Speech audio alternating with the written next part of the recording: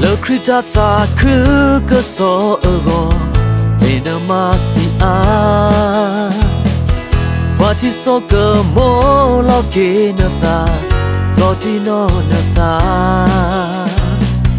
Ta gi tamba no ta na Da sa cơ to yua he ta na Ina he so ke me o si a Ta thamu lo ta ki te pa O koe na ya Esa ke to we na do ne ma Wa ke se te pwa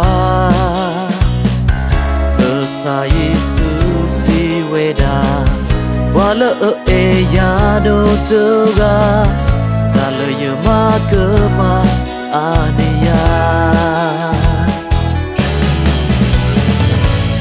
Bu Allah oh ama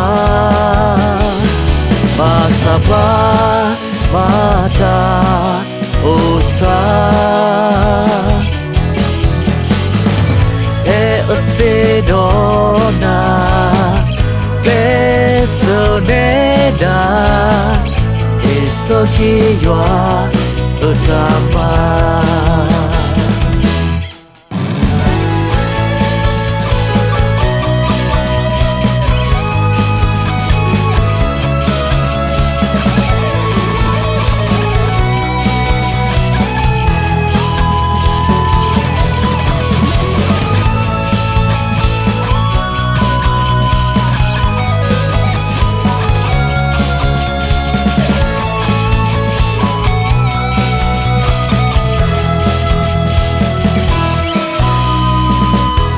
Ta mu lo ta ki te pa O koe na ya Esa ke to we na do ne ma Wa ke se te pwa Te sa Yesu si we da Wa le e ya do te ga Ta le ye ma ke ma ane ya Bu Allah oh ama Masaba mata osa Ate dona Kesoneda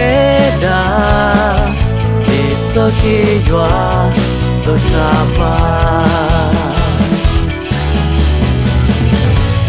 Bu Allah oh ama Masaba mata osa Ate dona Kesoneda